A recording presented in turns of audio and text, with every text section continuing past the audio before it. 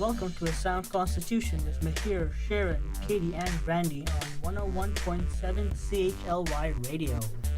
We are fourth-year nursing students from Vancouver Island University in Nanaimo. We're here working to demystify health issues in and around your community. Bringing you evidence-based information about your healthcare options. This information is for educational purposes and does not replace the advice of your primary healthcare provider. Hello and welcome to another episode of A Sound Constitution. Your hosts today are myself, Brandy, and Mahir. Hello. Today's topic from our Listen to Your Body series is the digestive system. The digestive system is a very important part of our bodies, and I don't know about you, Mahir, but I think it might be my favorite. Well, only because it's the system that practically forces me to eat delicious, delicious food. Because as we all know, if we don't eat, we starve. Now that I think about it, I am getting a bit hungry. Anyways, today we're going to give you a brief rundown of the digestive system, talk a bit about some of the health problems that go along with the digestive tract, and look at some things that can be harmful, along with ways you can protect this system. But before we go any further, let's see what the community had to say about the digestive system. Hey you! Who, me? Yeah, you! We want to hear what you have to say, because Your opinion matters. What organs are a part of the digestive system? Your stomach is one, and that's the only one I know the name of. Your intestines and your stomach. Well, based off what I know, I would imagine the small intestine, the large intestine, the stomach. Well, then I'd imagine everything connected to your throat and everything that goes out and the way out. The stomach and the pancreas. Obviously the stomach, I'd say I would say the liver in part, namely because you have to flush out whatever you have, the intestines, and of course the anus. How do you take care of your digestive system? You feed it good things. By eating healthy and not eating as many processed foods and getting good fiber. I try to eat well. I'm also aware that I should generally try to avoid eating too much acidic stuff. But apart from that, it's not really something that was ever taught in schools or anywhere else. I guess just eating properly, eating healthy. I'd imagine me just eating healthily. I don't believe exercise would be too much of a mandate in that circumstance, but could be. And what are some things that harm your digestive system? Bad things. I think drinking alcohol is not that great for it. Super fatty foods can also harm it. Probably lots of sugar or just bad foods. The opposite of the last question, I'd imagine. From what I understand, eating acidic stuff, super salty stuff, just anything that's junk, basically.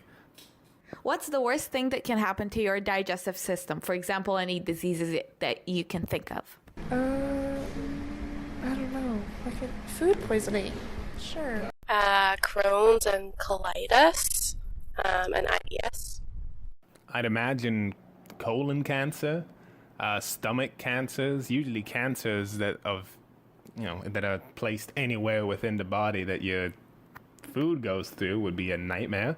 Apart from that, well, I have no clue. Maybe Crohn's disease. First one that really comes out to me is the gastrointestinal disease that I always keep hearing about. I honestly don't know a damn thing about it, but it sounds like something I would not like. Thanks everyone for those great responses, and to our field team for getting out there and connecting with our community. So the first question the field team asked was to name some of the organs in the digestive system, and the community listed quite a few, including the stomach, liver, intestines or bowels, anus, pancreas, and those all definitely count. Brandy, did you know that the digestive tract is actually outside your body? What do you mean? The digestive tract is actually a hole that goes through your body and is connected to the outside via two openings. It's technically outside of you. I guess so. The digestive tract is basically a series of hollow tubes and organs. Food mixes with digestive juices and travels along this tract. On this journey, large food molecules are broken down into smaller and smaller molecules so that your body can absorb them easier and use them as energy. This process begins in your mouth and ends in your small intestine. Waste then leaves your body via the anus. Now let's get into the organs. Well, starting with the mouth, while it's not technically an organ, this is where digestion starts. Chewing breaks down food into smaller pieces, and saliva has digestive juices known as enzymes that help start breaking down food on a molecular level. Then you swallow that food into the esophagus. The esophagus is a muscular tube that moves down into the stomach. Your digestive system, all of it from beginning to end, moves food using a process called peristalsis. Peristalsis is when the digestive tract squeezes food along. You could, in theory, eat food upside down, and because of peristalsis, it'll never go backwards. But please don't try that. Your esophagus has sphincters or muscular constrictions on two ends to relax and let food through and not let it back the way it came. The esophagus takes food to the stomach, which is the next organ. The stomach is located in the upper left of your abdomen and expands or contracts with how much food is in it. To mix food with more enzymes, the stomach squeezes itself. Iron and water-soluble substances are absorbed in the stomach. The stomach creates acid and enzymes which break down a lot of protein. Your esophagus is also made of protein, like all muscles are, and that's why acid reflux hurts and can feel like a burning pain. It's literally stomach acid eating away at the esophagus' lining. That's also why if you throw up after eating a protein-rich meal, it's much more painful than vomiting after drinking milk, which lowers the acidity. So after a while, food gets turned into a mixture called chyme. Chyme then goes into the small intestine. So the small intestine, ironically, is the longest section of the digestive tract. The average length is 6 meters, but it's only about 2.5 centimeters wide. The surface area is the size of about a tennis court, and this large surface area allows it to absorb lots of nutrients. The main role of the small intestine is to continue to break down food with the help of the pancreas and liver, then absorb those nutrients and water. Each day, your small intestine absorbs several kilograms of carbs, up to 1 kilogram of fat, and half a kilogram of proteins, and 20 liters of water. That's a lot of water. This is a highly specialized organ that does almost all absorption. The liver and biliary system help to break down food in the beginning of the small intestine. Biliary refers to your gallbladder, and the liver is the largest organ, clocking in at about 1.5 kilograms or 2.5% of your body weight. The liver creates bile, and the gallbladder stores this bile. Bile is used to break up fat and helps digestion and absorption of nutrients. About 1 liter of bile is produced each day. The pancreas also helps out in the beginning of the small intestine. It's in charge of creating enzymes to break down fats, proteins, and carbs. It also plays a very big role in creating insulin. Insulin is a hormone that helps your cells use glucose or sugar. Issues with insulin-producing cells can cause diabetes, but we'll get to that in a later show. After the small intestine, food enters the large intestine, also known as the colon. At this point, it's just waste that needs to get out of the body. The colon is the final organ in the process of digestion as well. Its job is to dry out all the indigestible food residues. It does this by absorbing water, resulting in the creation of feces. The colon is about 1.5 meters in length, and at the end of the colon we have the rectum and anus. The rectum is about 8 inches in length and connects to the anus. It serves to store feces to be expelled via the anus. The anus is located at the end of our digestive tract and controls when to expel waste. All this information was taken from the Canadian Digestive Health Foundation. Now let's take a look at some diseases that can affect your digestive system. As we heard from the community, Crohn's, colitis, IBS, aka irritable bowel syndrome, and food poisoning are all related to the digestive system. One person also mentioned GI or gastrointestinal disease, which is basically any disease that affects the organs of the digestive tract. Mihir, someone also mentioned cancers, which can affect any system in our body, and I think because it's such a broad topic, it could probably fill up a show all on its own. So I think we'll put a pin in it for today. So we're going to talk a bit about the problems listed by the community, and we'll also touch on a few other conditions as well. Let's start with food poisoning. As the name implies, food poisoning is caused by eating foods that have been in contact with infectious organisms, like bacteria, viruses, and parasites, or the toxins from these organisms. Common symptoms of food poisoning include nausea, vomiting, abdominal pain and cramps, diarrhea, and fever.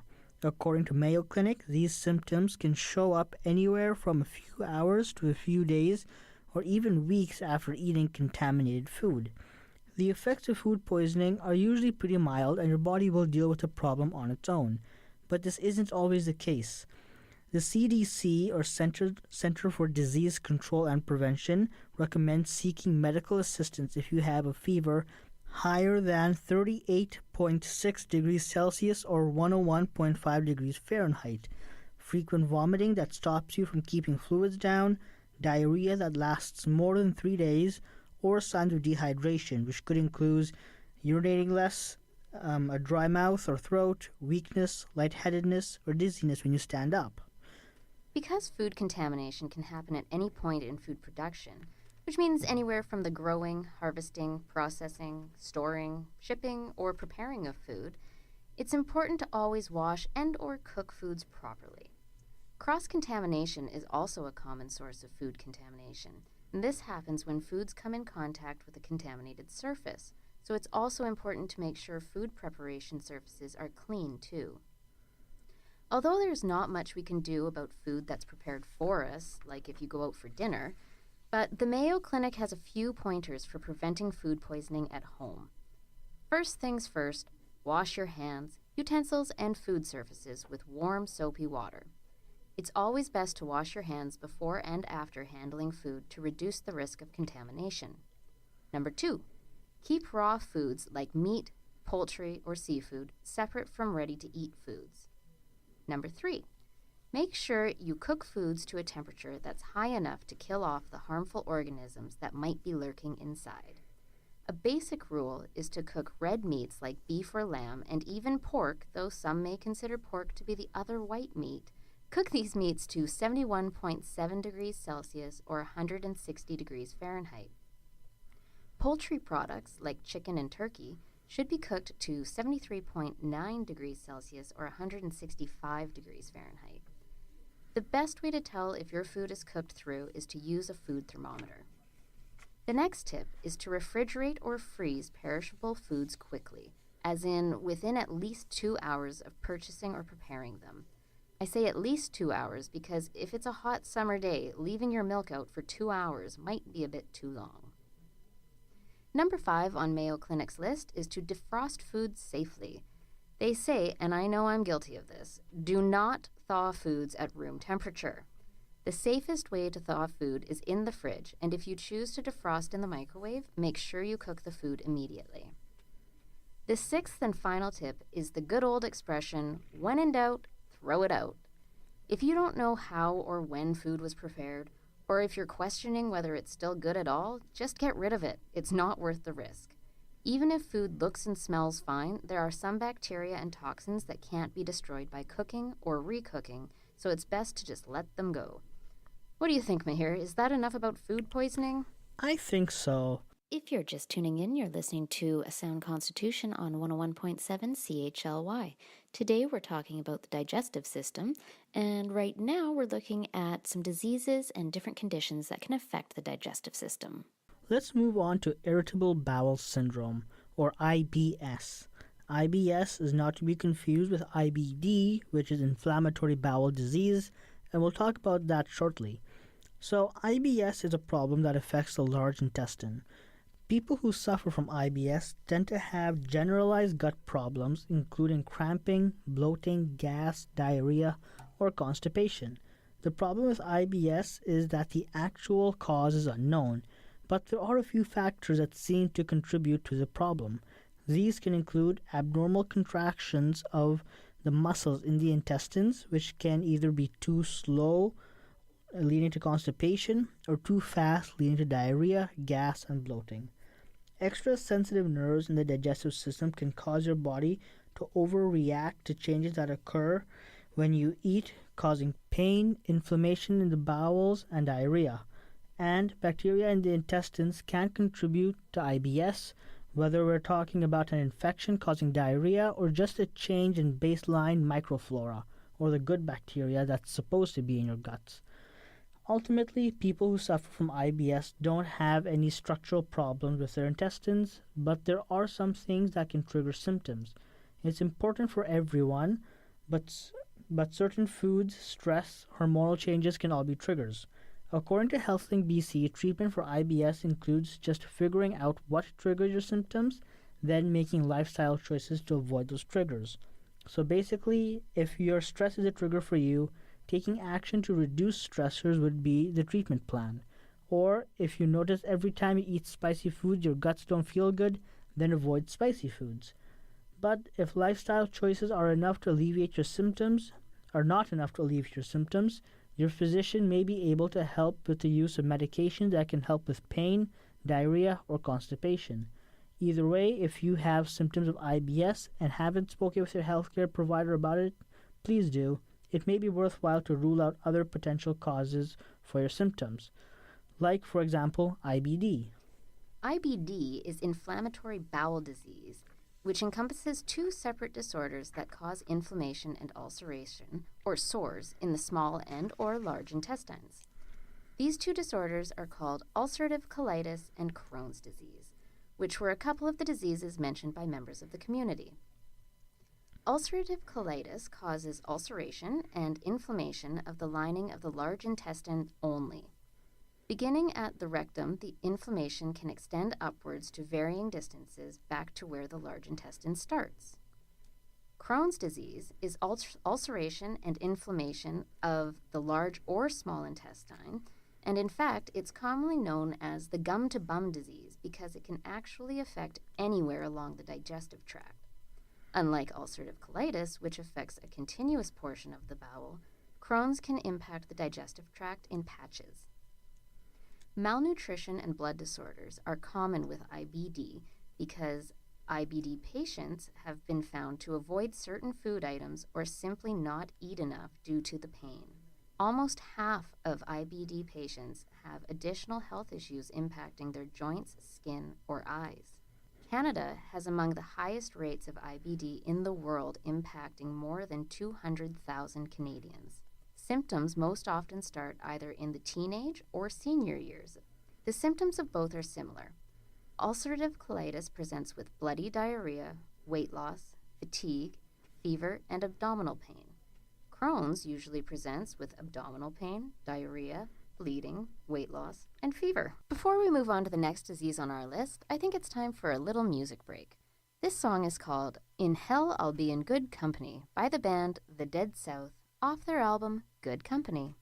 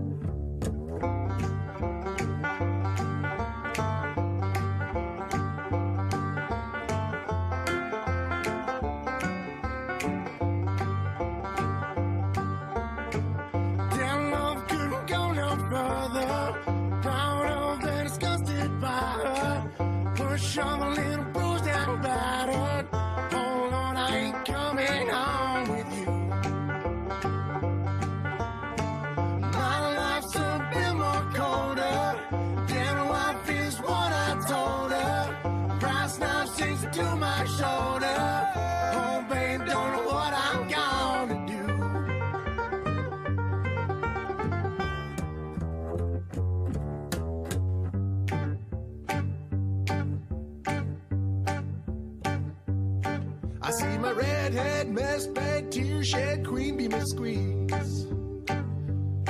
The stage smells, tells, hells, bells, misspells, knocks me on my knees. It didn't hurt, flirt, blood, squirt, stuff, shirt like me on a tree. After I count down 3 rounds in hell, I'll be in good company.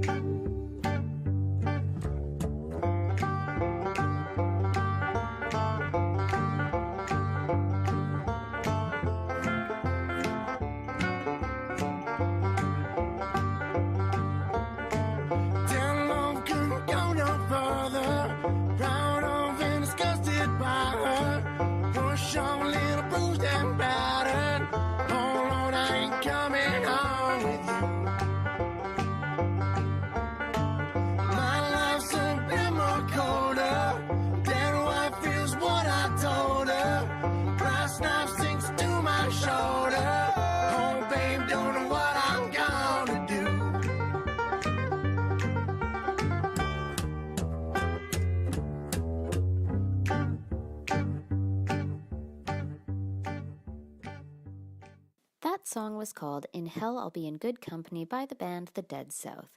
If you're just tuning in, you're listening to 101.7 CHLY. This is A Sound Constitution, and today we're talking about the digestive system. Next, we want to touch on celiac disease. Celiac disease is a bowel disorder caused by a reaction to ingested gluten. Gluten is a protein found in wheat, rye, barley, and all commercial-grade oats. For those with celiac disease, eating gluten damages tiny microscopic structures in your intestines called villi. This prevents nutrients from being absorbed. Celiac disease is considered an autoimmune disease, meaning that the body attacks its own tissues. Celiac disease is not a food allergy, and the process behind celiac disease is different than the process behind food allergies. Rates of celiac disease have almost doubled over the last 25 years in Western countries. The disease can occur at any stage in life and is more common in women. Celiac disease often runs in families, and medical conditions can also increase a person's risk, such as type 1 diabetes, other autoimmune diseases, Down syndrome, Turner syndrome, or Williams syndromes, and osteoporosis can all increase a person's risk of celiac disease. The symptoms of celiac disease can vary from one person to another, and some people may have no symptoms at all, whereas others present with fatigue or joint pain. Not everyone loses weight, and some people may have itchy skin rash. Some people have anemia, and other symptoms can include nausea, diarrhea, and abdominal pain. With celiac disease, it's important to avoid foods with gluten. This includes, but is not limited to, most baked goods and breads, most grains, most cereals and pastas, some soup sauces and salad dressings, some processed meats, most beer, some cosmetic products, and some condiments. But interestingly, vodka does not have gluten in it, so enjoy. With all these digestive system diseases that seem to lead to either constipation or diarrhea, it's only natural that we talk about hemorrhoids. Hemorrhoids are swollen veins in the rectum and anus. They're typically caused by repeated or contact pressure to the veins in that area. As pressure increases, blood begins to pool. This causes veins to swell. As the swollen veins stretch into the surrounding tissues, this creates a hemorrhoid. Although they can be painful, hemorrhoids are not usually serious and are quite common. Between 60 and 70% of Canadians will develop hemorrhoids at some point in their lifetime.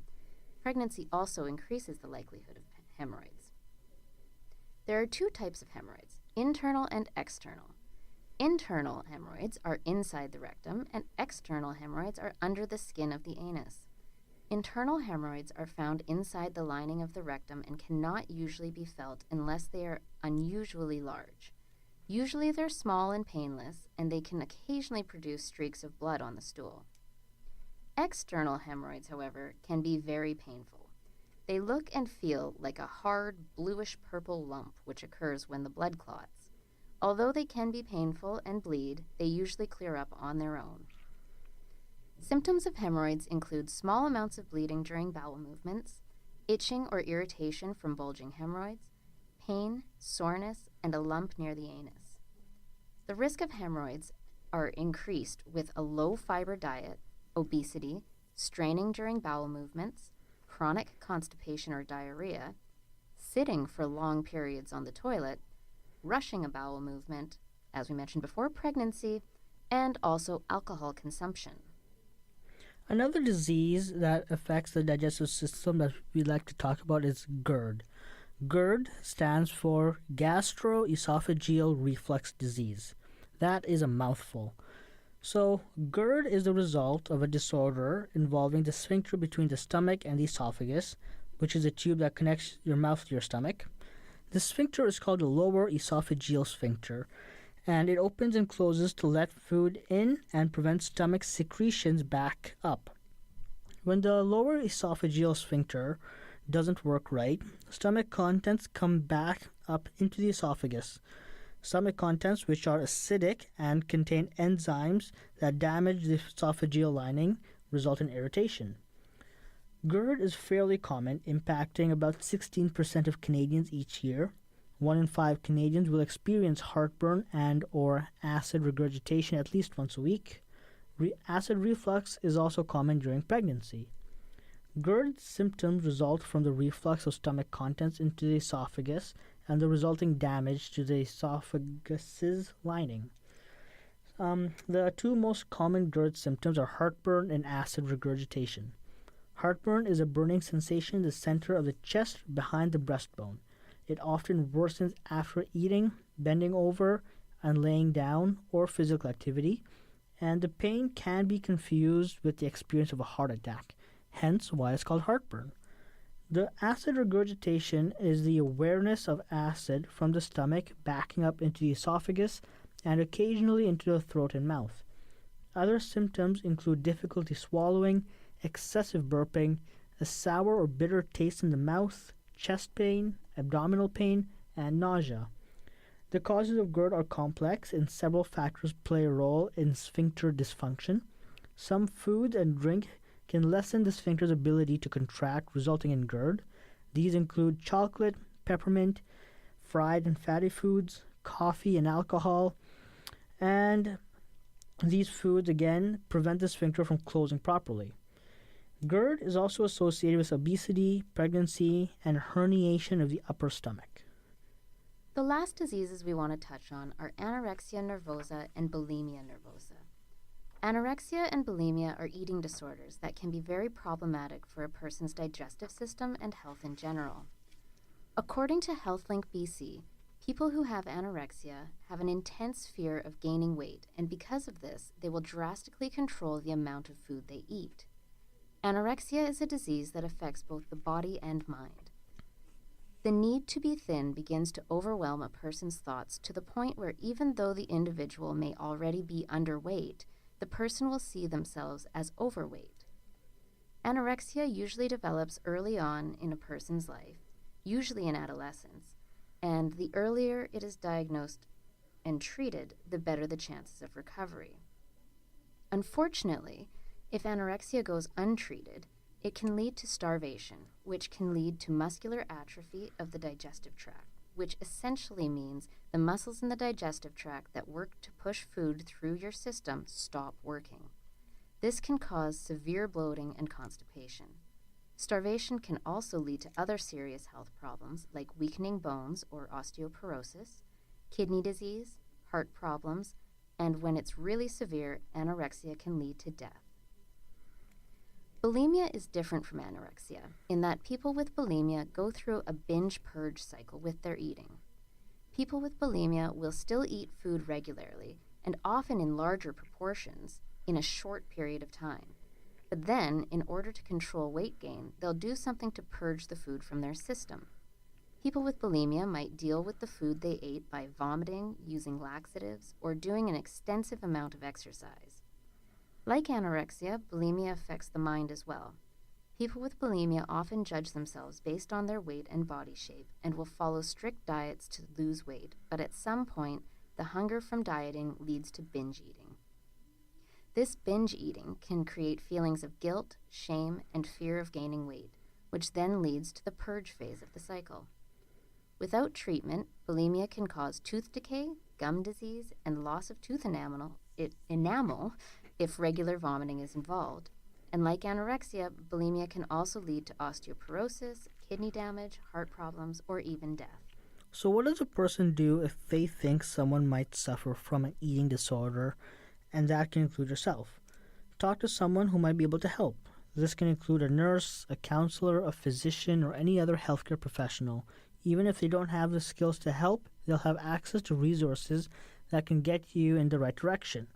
I also encourage you to check out HealthLink BC's website for more information.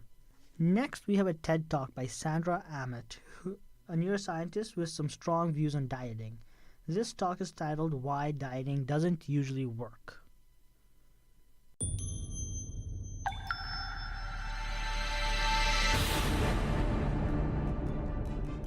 TED Talks are recorded live at the TED Conference and partner events. This episode features neuroscientist and science writer Sandra Aamodt. This talk contains powerful visuals. Download the video at TED.com. Here's Sandra Aamodt. 3.5 years ago, I made one of the best decisions of my life. As my New Year's resolution, I gave up dieting, stopped worrying about my weight, and learned to eat mindfully. Now, I eat whenever I'm hungry, and I've lost 10 pounds. This was me at age 13 when I started my first diet. I look at that picture now and I think, you did not need a diet, you needed a fashion consult. But I thought I needed to lose weight, and when I gained it back, of course I blamed myself. For the next 3 decades, I was on and off various diets. No matter what I tried, the weight I'd lost always came back. I'm sure many of you know the feeling. As a neuroscientist, I wondered, why is this so hard? Obviously, how much you weigh depends on how much you eat and how much energy you burn. What most people don't realize is that hunger and energy use are controlled by the brain, mostly without your awareness. Your brain does a lot of its work behind the scenes. And that is a good thing, because your conscious mind, how do we put this politely, it's easily distracted. It's good that you don't have to remember to breathe when you get caught up in a movie. You don't forget how to walk because you're thinking about what to have for dinner. Your brain also has its own sense of what you should weigh, no matter what you consciously believe. This is called your set point, but that's a misleading term because it's actually a range of about 10 or 15 pounds. You can use lifestyle choices to move your weight up and down within that range, but it's much, much harder to stay outside of it. The hypothalamus, the part of the brain that regulates body weight, there are more than a dozen chemical signals in the brain that tell your body to gain weight, more than another dozen that tell your body to lose it. And the system works like a thermostat, responding to signals from the body by adjusting hunger, activity, and metabolism to keep your weight stable as conditions change. That's what a thermostat does, right? It keeps the temperature in your house the same as the weather changes outside. Now, you can try to change the temperature in your house by opening a window in the winter, but that's not going to change the setting on the thermostat, which will respond by kicking on the furnace to warm the place back up. Your brain works exactly the same way, responding to weight loss by using powerful tools to push your body back to what it considers normal. If you lose a lot of weight, your brain reacts as if you were starving. And whether you started out fat or thin, your brain's response is exactly the same. We would love to think that your brain could tell whether you need to lose weight or not, but it can't. If you do lose a lot of weight, you become hungry, and your muscles burn less energy. Dr. Rudy Leibel of Columbia University has found that people who've lost 10% of their body weight burn 250 to 400 calories less because their metabolism is suppressed. That's a lot of food. This means that a successful dieter must eat this much less forever than someone of the same weight who's always been thin. From an evolutionary perspective, your body's resistance to weight loss makes sense. When food was scarce, our ancestors' survival depended on conserving energy. And regaining the weight when food was available would have protected them against the next shortage. Over the course of human history, starvation has been a much bigger problem than overeating. This may explain a very sad fact. Set points can go up, but they rarely go down. Now, if your mother ever mentioned that life is not fair, this is the kind of thing she was talking about. Successful dieting doesn't lower your set point. Even after you've kept the weight off for as long as 7 years, your brain keeps trying to make you gain it back.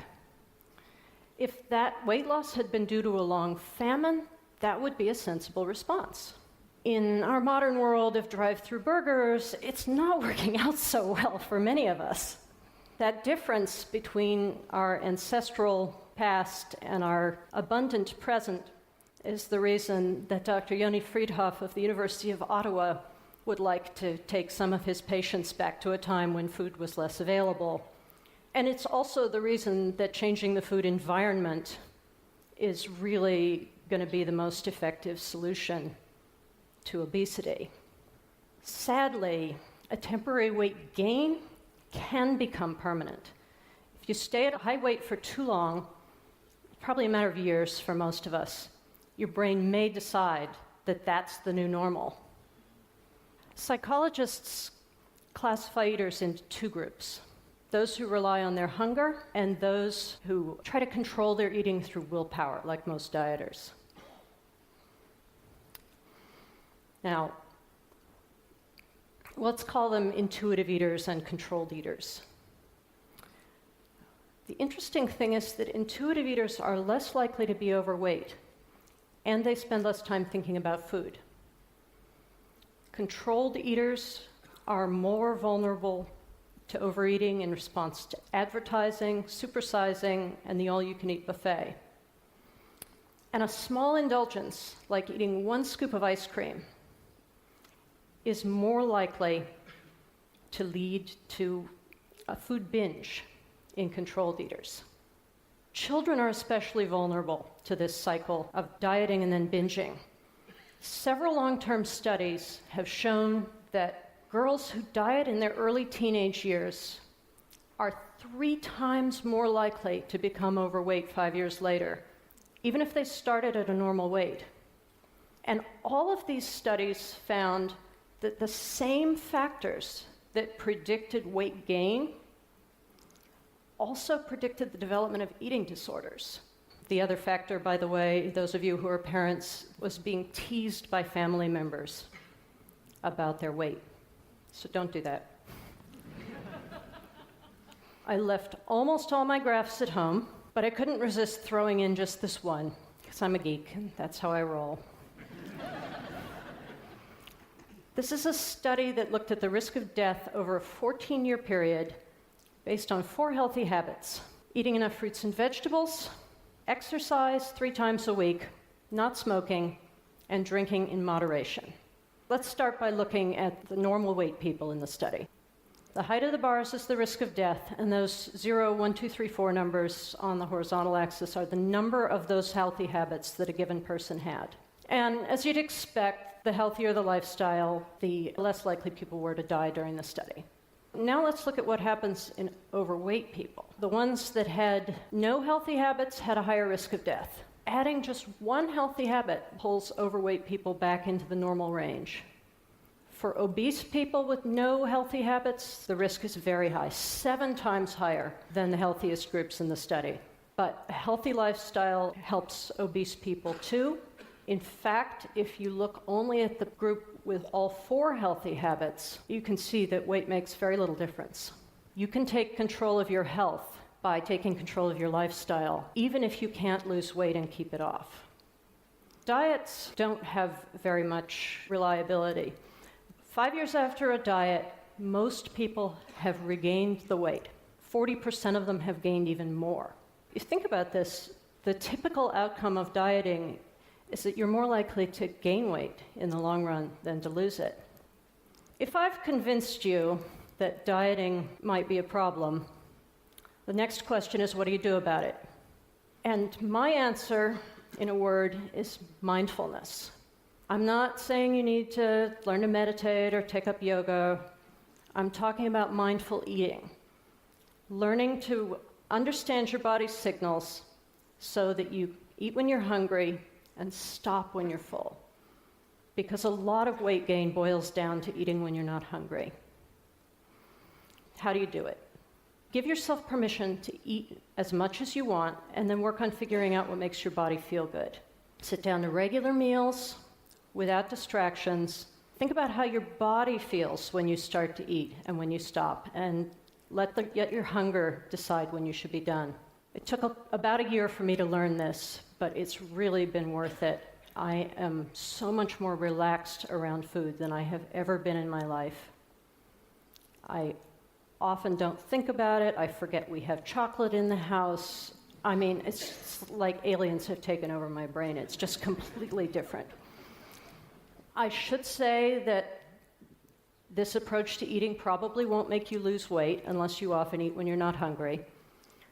But doctors don't know of any approach that makes significant weight loss in a lot of people. And that is why a lot of people are now focusing on preventing weight gain instead of promoting weight loss. Let's face it, if diets worked, we'd all be thin already. Why do we keep doing the same thing and expecting different results? Diets may seem harmless, but they actually do a lot of collateral damage. At worst, they ruin lives. Weight obsession leads to eating disorders, especially in young kids. In the US, we have 80% of 10-year-old girls say they've been on a diet. Our daughters have learned to measure their worth by the wrong scale. Even at its best, dieting is a waste of time and energy. It takes willpower, which you could be using to help your kids with their homework or to finish that important work project. And because willpower is limited, any strategy that relies on its consistent application is pretty much guaranteed to eventually fail you when your attention moves on to something else. Let me leave you with one last thought. What if we told all those dieting girls that it's okay to eat when they're hungry? What if we taught them to work with their appetite instead of fearing it? I think most of them would be happier and healthier. And as adults, many of them would probably be thinner. I wish someone had told me that back when I was 13. Thanks.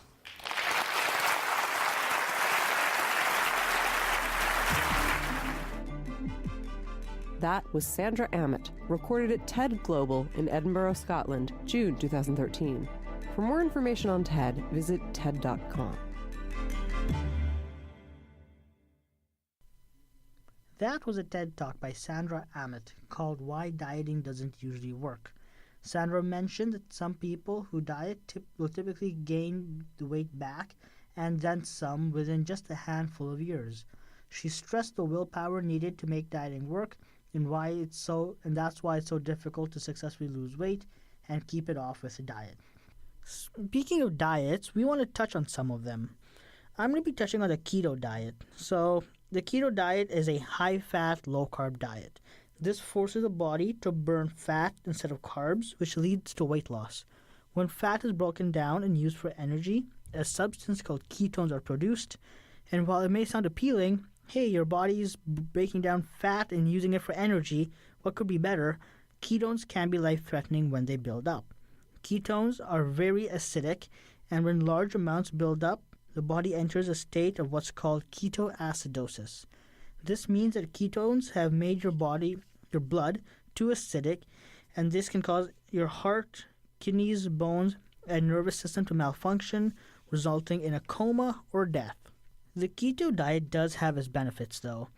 It's been shown to reduce seizure activity and epilepsy, but it also has cons. It increases cholesterol level, which can lead to heart disease. It has an increased risk of kidney stones and other kidney issues due to acidic ketones. It can cause excess loss of calcium, resulting in osteoporosis. It can cause constipation due to decreased fiber. It can result in vitamin and mineral deficiencies, and decreased emotional well-being due to food restrictions and brain fog. Food restrictions can also impact people's social lives and activities. Most of this information was taken from the Colorado State University. Next, I want to talk about the Paleolithic diet, also known as the Paleo, Caveman, Stone Age, and Steak and Bacon diet. That is so much fun to say, steak and bacon. So, as you might have guessed, the diet goes way back in time to the time of cavemen. And what do we associate cavemen with? Strength, beards, and a simpler time with no stress and no student loans. Anyways, most people think cavemen ate meat all day, every day. Makes me wonder how constipated they were. Back on topic, the Paleolithic diet beliefs are based around the idea that eating like our ancestors align with our genetics and therefore it must be healthy and good for us. Some even take it to the extent that the rise in chronic diseases in modern times is due to agricultural reform that added grains, dairy, and other additions to our meals. You might be wondering where I'm getting all this from. Most of this information was taken from the University of California's website. So, how do we know that our ancestors ate mostly meat? According to a dietitian at the University of California, we can't assume that. People living in the Paleolithic times, or cave people, would eat whatever they could get their hands on. Surrounded by fish, that's what you're eating. In a lush tropical habitat, you're eating a lot of greens. In general, cave people ate whatever they could get their hands on, which was often a mix of both plant and animal foods. The paleo diet has the potential to be healthy, but it also puts people at risk for calcium and vitamin D deficiencies. Calcium and vitamin D are essential to healthy bones. Also, by consuming mostly meat, people's intake of saturated fat and protein can be way above their recommended levels. Some would argue that we should reduce our carb and dairy intakes, and this is true for simple and refined carbs. These add calories and nothing else. Complex carbs, such as whole grains, fruits, and veggies, are important for healthy brain and muscle activity. When people significantly cut dairy out of their diets and don't replace it with another source of calcium, supplements of calcium and vitamin D may be necessary. Some argue that dairy promotes inflammation, but studies have shown the opposite. Low-fat dairy decreases inflammatory markers. The paleo diet does have some pros. It's high in fiber, potassium, and antioxidants, and low in simple carbs, salt, and sugar. It encourages foods that make the body work hard and provides nutrients that can kickstart short-term weight loss. It can also improve your blood sugar levels. But it also has downsides. It's not effective for sustained weight loss. It's difficult to stay committed to it, and it can lead to calcium and vitamin D deficiencies.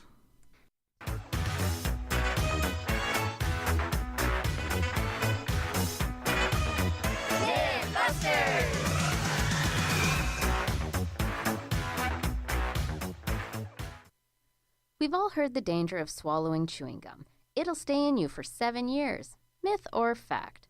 Well, a doctor on Mayo Clinic says it's a myth. While chewing gum is not designed to be swallowed, it is not harmful if you do accidentally swallow it. It's true that your body can't digest chewing gum, but it certainly doesn't stay in your stomach for 7 years. It moves intact throughout your digestive tract and comes out in your stool. Rarely, if large amounts of gum are swallowed, it can cause a blockage in a small child's intestines.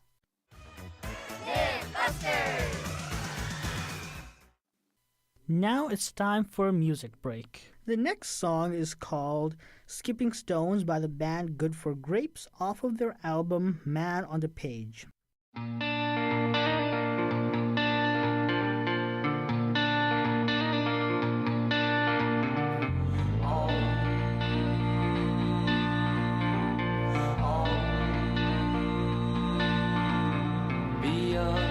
Careless and free on this road. Yeah, my sins are bound to me, I was told.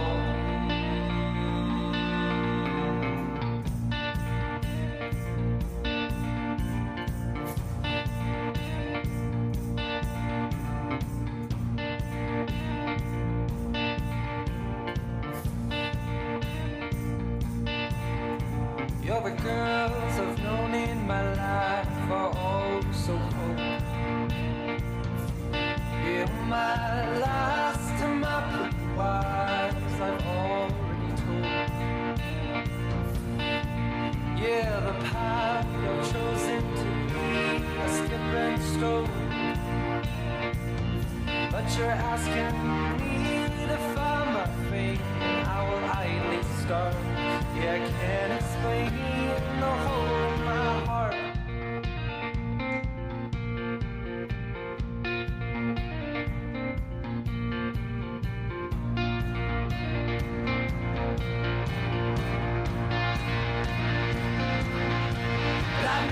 enough of my own mistakes on my own. And I'll make enough of my own mistakes when I'm old. 'Cause I've made enough of my own mistakes on my own. And I'll make enough of my own mistakes when I'm old. Oh.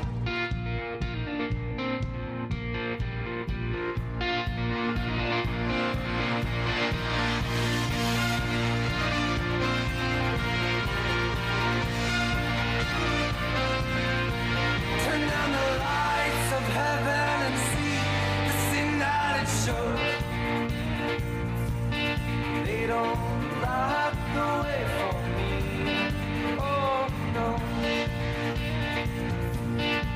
And I know the path that I've chosen to be a skipping stone. But you're asking me to hide my shame, and my shame won't go. But I can't explain why I hardly know. No.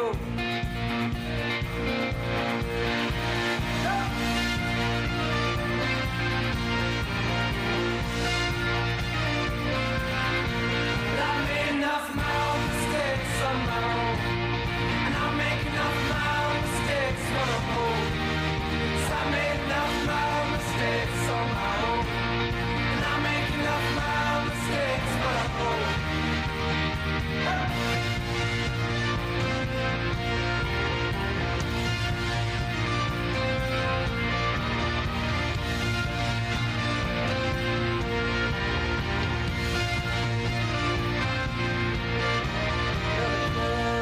I've known in my life, they've told me the same. My heart is gone, I'm a useless name. That was the song Skipping Stones by the band Good for Grapes from their album Man on the Page.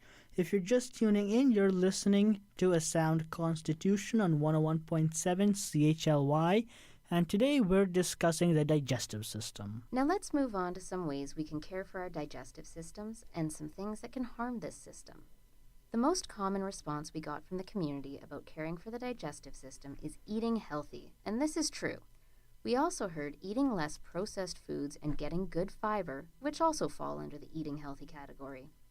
Another response we heard was maybe exercise, which is an interesting response, but we'll get into the details shortly. When it came to things that could harm the digestive system, the responses we heard were bad foods, fatty foods, Acidic foods. sugar, alcohol, and generally the opposite of healthy stuff. And this is true too. So instead of going through a list of all the things you can do to hurt your digestive system, why don't we focus on some things you can do to protect it? In fact, I think it's about time for some good news.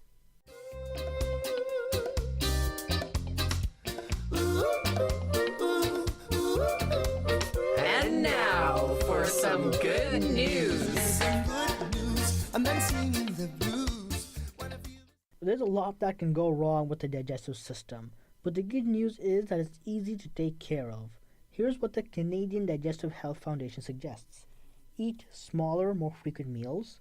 Avoid large meals at night. Your last meal should finish no later than 2 hours before bedtime.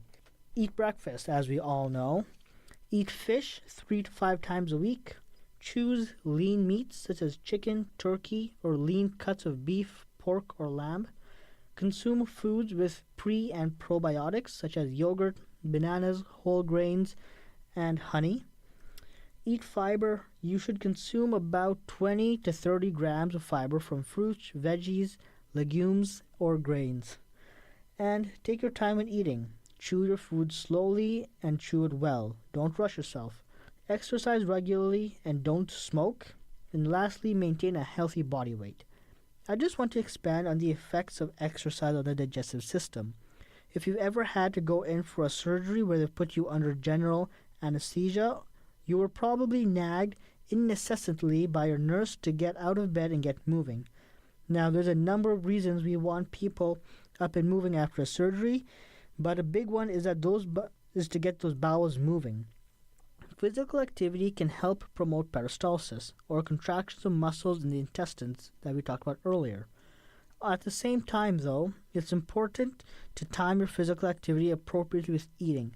When we exercise too soon after eating, we're more likely to experience things like heartburn or reflux, so Healthline.com recommends you give yourself a few hours after eating before you exercise. That about wraps up our show for today. The last thing we want to touch on is resources related to digestive health. And as always, check out our Facebook page for links to the resources we used today, but we definitely recommend you speak with your healthcare provider if you have any concerns about your digestive health.